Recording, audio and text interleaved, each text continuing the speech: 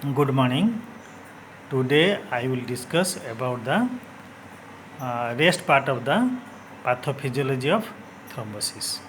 You already know that there are three primary events in pathophysiology of thrombosis, that is endothelial injury, alteration in blood flow and hypercoagulability.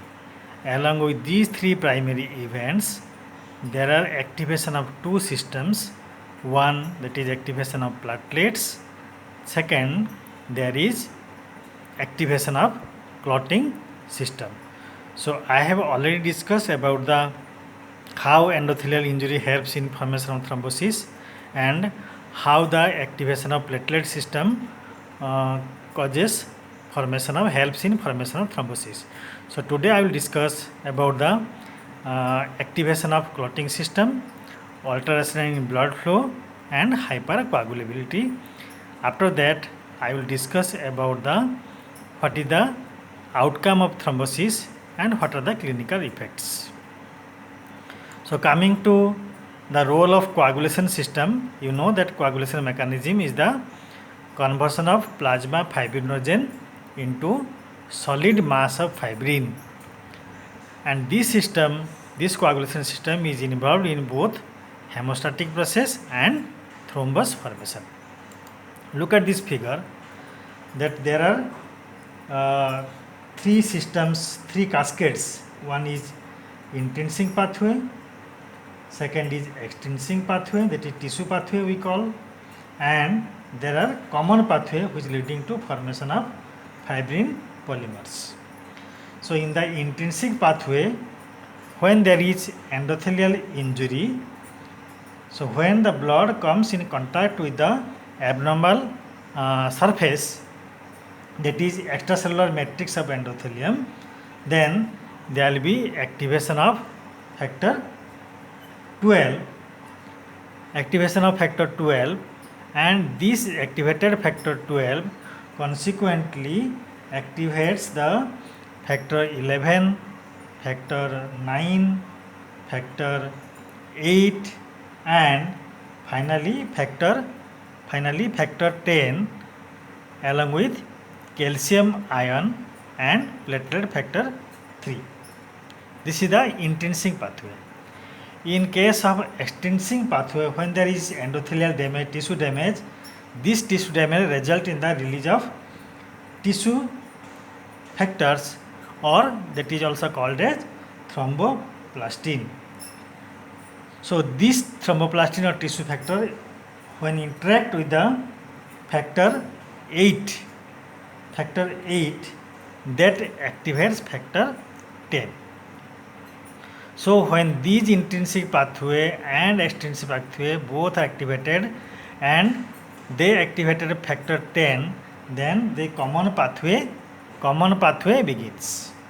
So when this factor 10 is activated, that forms a complex with the factor 5 and platelet factor 3, and this complex activates prothrombin, that is factor 2, and converts it into thrombin, and this thrombin in turn results in conversion of fibrinogen into fibrin monomers. So initially this fibrin is monomer form and later on it is polymerized by the activation of factor 13. So in this way the coagulation pathway is playing a role in genesis of thrombosis.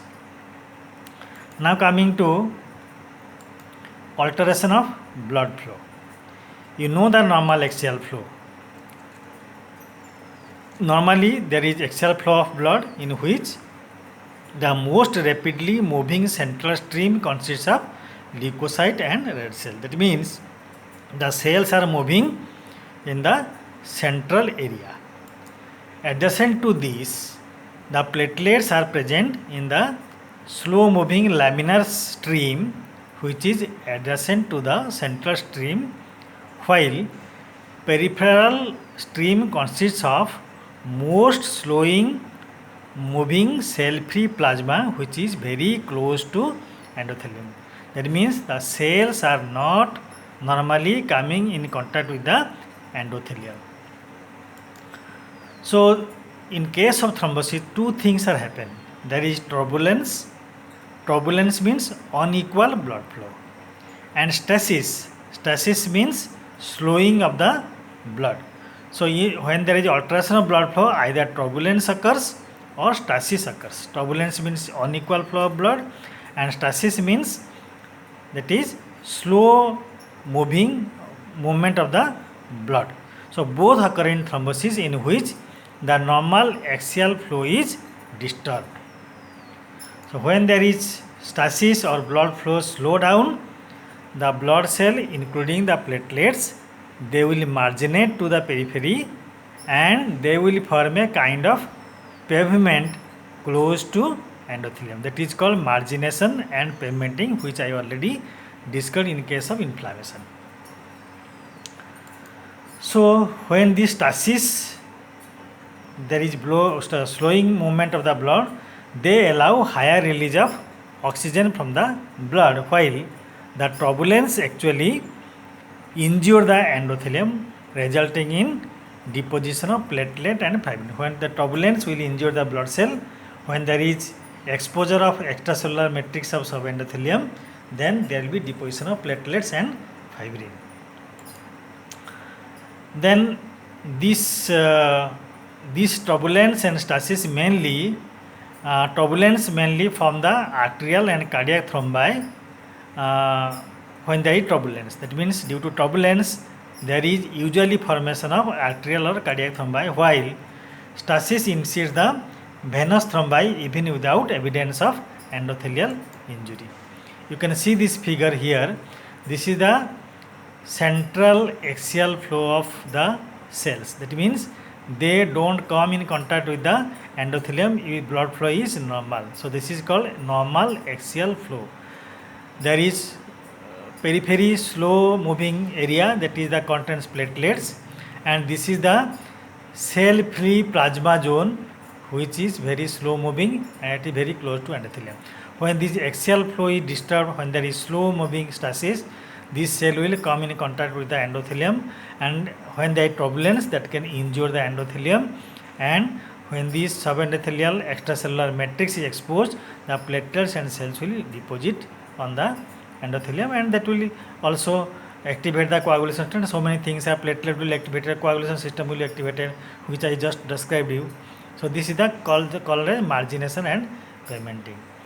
Now coming to the hypercoagulability, that is called also in another words we call it as thrombophilia. So this thrombophilia or hypercoagulable states are a group of conditions having increased risk or predisposition to develop venous thrombosis. Mainly that is venous thrombosis due to hypercoagulability. So there are so many risk factors are there and some predisposing factors are there. So that there are two types, we can group them in two types. First is hereditary or primary factors and acquired or secondary factors. In case of hereditary or primary factor, there is deficiency of antithrombin 3. You know the antithrombin that prevent the formation of thrombin. So if this factor is deficient, then there will be coagulation factor, there will be tendency to coagulate the blood. Then deficiency of protein C and S. Protein C and S that regulates the coagulation system by inactivating factor 5 and factor 8. Then defects in fibrinolysis. Generally fibrinolytic agents are there. If there is defect in the fibrin formation, fibrinolysis, once fibrin is formed, that is lysed. So if there is defect in fibrinolysis, then fibrin will be formed. Increased level of coagulation factor 2 and 7. In case of acquired or secondary factors, first is the risk factor, that is advancing age, if there is prolonged bed rest, cigarette smoking,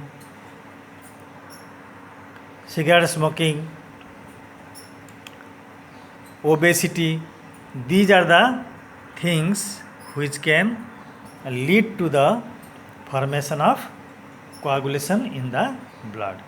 Then there are some predisposing clinical conditions. That is heart diseases, if patient from heart like a myocardial infarction, congestive heart failure, if suffers from vascular diseases like atherosclerosis, if there is shock, if there is tissue damage like trauma or burn or major surgery, then there is certain drugs like anesthetic agents, oral contraceptive. These are predisposing clinical conditions which may form the coagulation in the blood.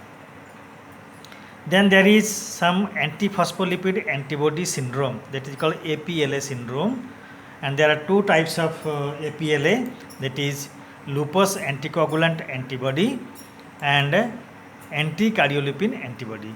Lupus anticoagulant antibody generally forms venous thrombosis and anticardiolipin antibody generally forms arterial thrombosis. So these are the hypercoagulability of the blood due to which there is formation of venous thrombosis mainly. Now what is the fate of thrombosis? Fate of thrombosis, that means what is the outcome? There are four outcomes. Either it may be resolved, that is called resolution. That may be organized, that means after organization that will be part of the endothelium. Thrombus itself will be part of the endothelium. It may propagate to obstruct the blood vessels, or finally it may be breakdown, or completely they may transport to other places causing thromboembolism. So we will come one by one. What is the resolution? When thrombus, generally when the formation of thrombus is there, body has the intrinsic mechanism that activates fibrinolytic system with consequent release of plasmin, which dissolve the thrombus completely, which results in resolution. Usually lysis is complete in small venous thrombi, while large thrombi may not be dissolved. If thrombi is very small, that may be dissolved by the plasmin. This fibrinolytic activity may be accentuated by administration of thrombolytic substances like urokinase, streptokinase in early stage when fibrin is monomeric form. If it is polymerized, it cannot be dissolved. So in early stage, urokinase and streptokinase is administered to do the fibrinolytic activity. So this is all about the resolution. Then coming to organization, in case of organization, if the thrombus is not removed or it is not resolved, so it starts getting organized. So first the phagocytic cell appear and begin to phagocytose the fibrin and cell debris. Generally leukocytes, that is neutrophils and monocytes, they appear and they begin to phagocytose fibrin and cell debris. Then they will release some enzyme, proteolytic enzymes, that will be liberated by these leukocytes and endothelial cells, and they start digesting the coagulum. They will try to digest this coagulum, and generally gradually capillaries grows into this thrombus from the site of attachment, and fibroblasts start invading the thrombus. You know fibroblasts, that is new tissue generating cells. These are start inhibiting the thrombus. Finally, there will be fibrovascular granulation tissue is formed and is covered by the endothelial cells.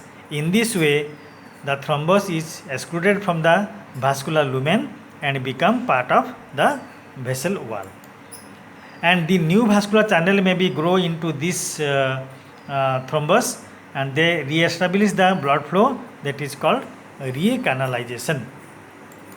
And finally, this fibrosed thrombus may undergo hyalinization and calcification, leading to the most important example is phleboliths in pelvic veins. So this is the resolution and organization. Now coming to propagation, in this case the thrombus may enlarge in size due to more and more deposition from the constituents of the flowing blood. If it is not resolved, if it is not organized, then the propagation occurs. In this way, it may ultimately cause obstruction of some important vessel. So this is all about the propagation. Now coming to thromboembolism, that means in thrombi in early stage, or if it is infected, they are friable, that may break down and they may get detached from the vessel wall, and after detaching they may be released in part or they may be released in completely in the bloodstream as emboli, which produce ill effects at the site of their lodgement. That means they will be flowing through the bloodstream and somewhere they may be get lodged, and at that site they may produce ill effects, mainly ischemia and infection. You can see this figure. This is the resolution. That means this fibrin clot, the blood clot may be resolved, that may be dissolved by this plasmin and other fibrinolytic substances. Here you can see this thrombus is a part of the endothelium that is excluded from the vascular lumen, and in the propagation they may enlarge in size and they may obstruct the part of the important blood vessel, and finally they may break in part or in completely they may break and may be lodged at the distant site where they may cause ischemia and infection. Now what are the clinical effects of thrombosis? Clinical effect depend upon three factors, that is what is the site of origin of thrombo, whether it is cardiac thrombi, whether it is arterial origin, it is venous origin or it is capillary origin. That depends upon the site of origin. Then how much speed the thrombosis form, that is rapidity of formation of thrombus, and what is the nature of thrombus, whether it is infected or sterile, all the depend upon the nature of thrombus, whether it is friable or not. That so clinical effect depend upon these three factors: site of origin, rapidity of formation and nature of thrombosis. So coming to the site of origin of thrombus, cardiac thrombi, that is the most important. That large thrombi in the heart that may cause sudden death by mechanical obstruction of blood flow or through thromboembolism in vital organs. Either they may obstruct or that may convert into thromboembolism and that may cause damage to the vital organ. In case of arterial thrombi, these mainly cause ischemic necrosis of the deprived part, it is called infarct, which may lead to gangrene, and sudden death may occur following thrombosis of coronary artery. In case of venous thrombi, generally we call it as phlebothrombosis. So where these are most friable, that may cause thromboembolism, edema of the area drained, that means generally venous is drained and goes to the heart, and if there is obstruction then that area cannot be drained, so there may be edema, accumulation of fluid, poor wound healing, skin ulcer, painful thrombosed veins, we call it a thrombophlebitis, migrants in cancer, and in case of capillary thrombi, that is most important, that causes disseminated intravascular coagulation, DIC. So this is all about the thrombosis, pathophysiology thrombosis, the fate of thrombosis and clinical effects of thrombosis. Thank you.